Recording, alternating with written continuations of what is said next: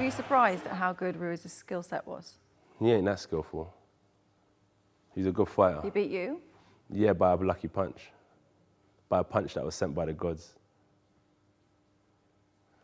In between rounds 6 and 7, you said to Rob, Well, I'm up here like this.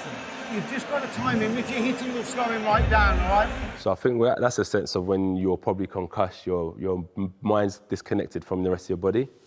And you just start feeling lethargic. I was fit. I could do rounds upon rounds.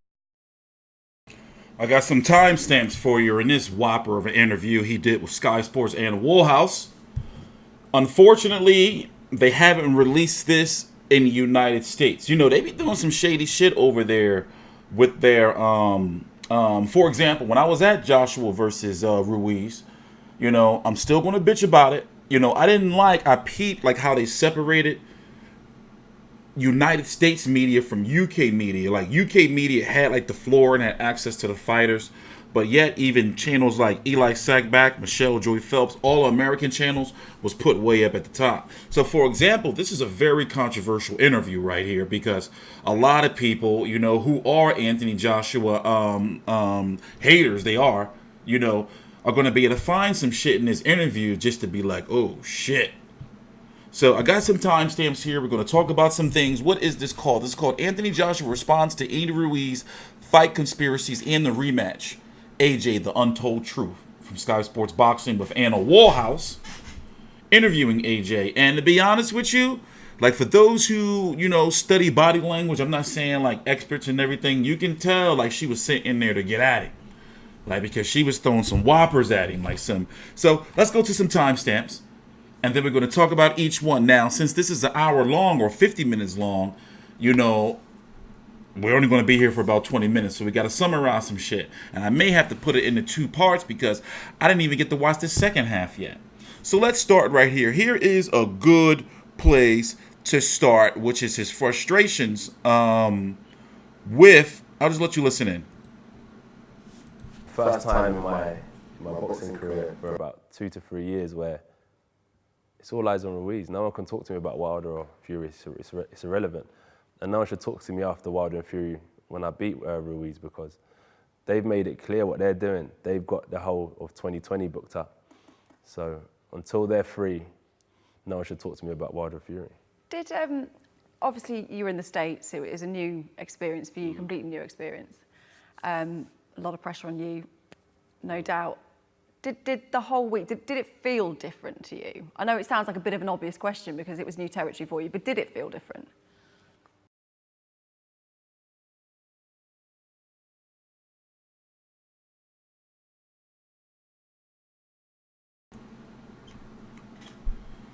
Let's stop right there. I'll restart.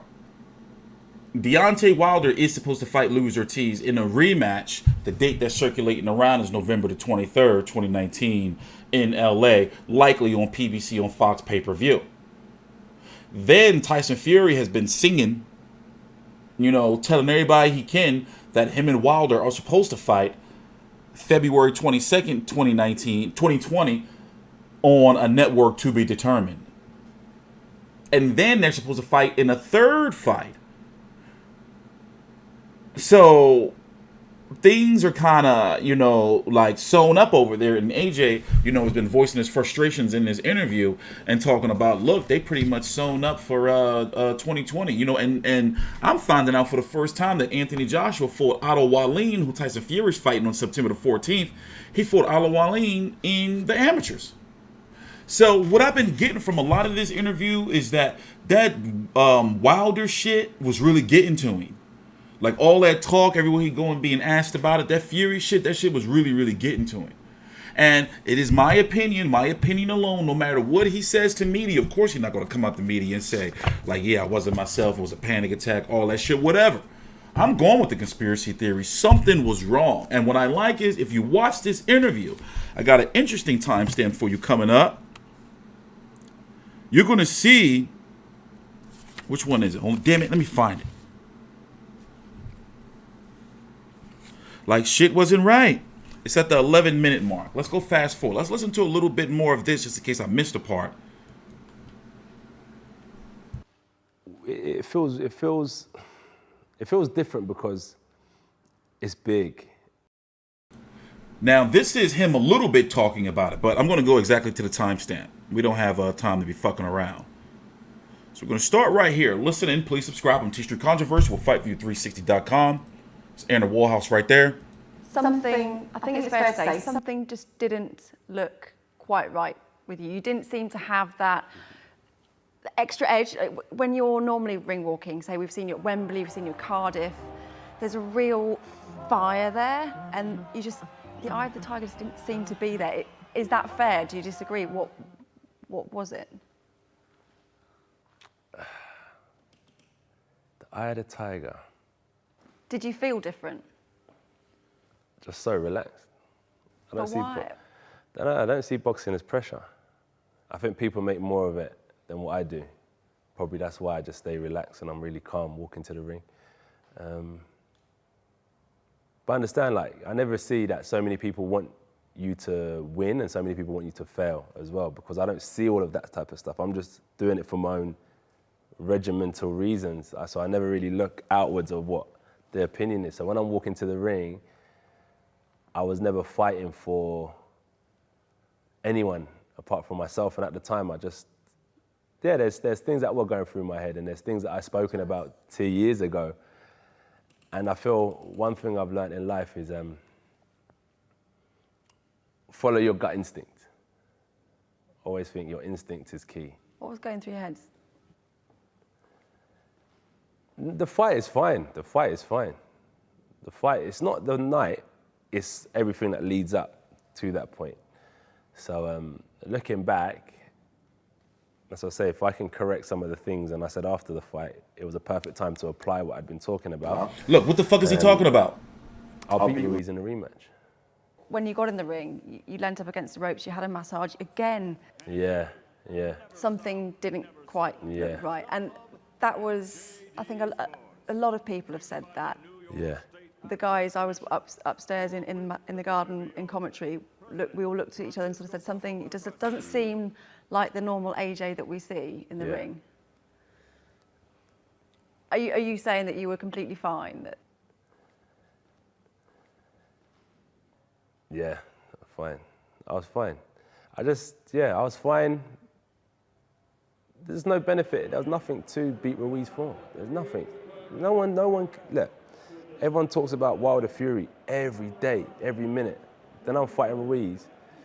What am I really gaining from that? I'm a fighter. I've come through from my 16th fight, took on the world, and I consistently done that. And then I was taking on Ruiz, and it was like, for me as a fighter, look at, what's his name? Fury's gonna fight Otto Wallin. No one talks about that. I fought Otto Wallin as an amateur in 2000 and something. Like, these guys are like, they're the cream of the crop. They shouldn't be fighting them type of people. People talk about experience.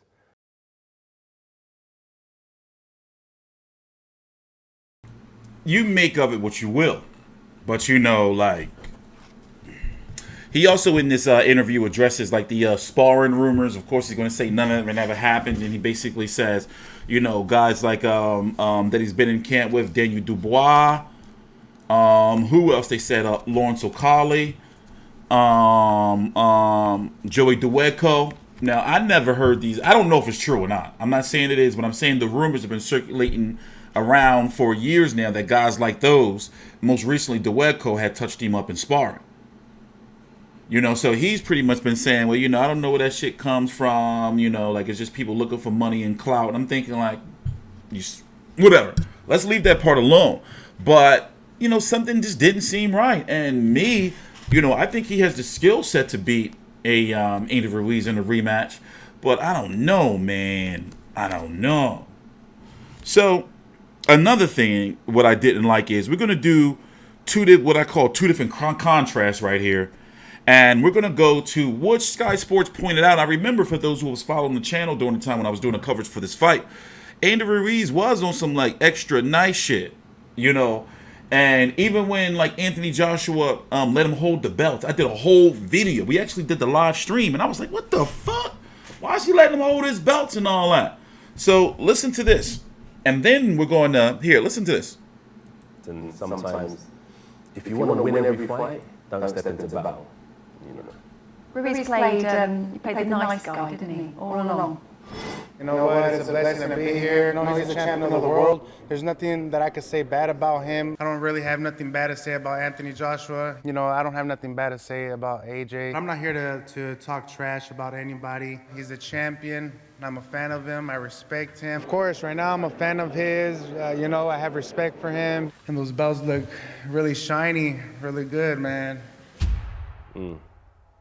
Yeah, he did. He seems all right. From what I know, face to face, he seems cool. He probably felt how I should have felt. Remember, fighting Ruiz was no win for me.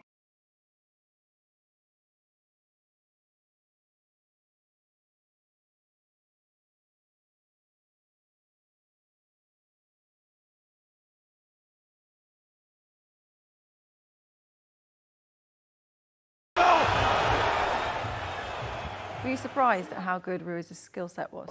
I thought it was kind of shady. He's a good fighter. He beat you? Yeah, by a lucky punch. By a punch that was sent by the gods. I did think that was kind of shady. Let's go to 16. Let's go to 16. In sparring, weeks before you were knocked down. Yeah. Down. Is that true? Definitely not. That's why I said it's like, I feel like people are more interested in having 5 minutes of fame. Let's go back to the fight. Talk about the fight itself. Rounds 1 and 2, you elected to box in the back foot. Yeah, I wasn't Ruiz took centre ring. Yeah, I wasn't even boxing properly. Why? I don't know. That's not just like you. Skipping around the ring. Were you concussed? I don't know what concussion is, but for sure after the fight I didn't know what round it was.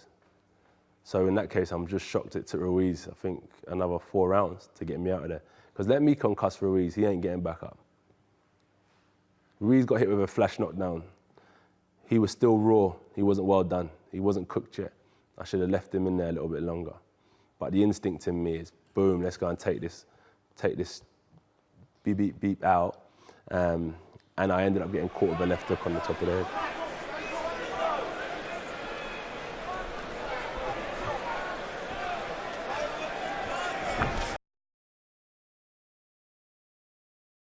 We're not going to be able to watch that. We're going to be here for too long. The video's already running a little bit long. But I got to get to the second half of this video, and I want to really hear, you know, like what his thoughts were on Lennox Lewis, you know, outside of the clip that was released, because this is that video. You know, so I only got to about halfway through, which is why I wanted to do this review in 2 parts. And basically, you know, I feel, you know, the fight is going to happen in Saudi Arabia. You know, but this wasn't about all of that. This was about me actually getting down and looking at this and seeing like, yo, some shit to me, some shit looked like it did go down for those who've seen this. We're going to see, though. I'm talking about mentally with AJ. We're going to see. I'm TstreeT Controversy with FightView360.com. Please subscribe.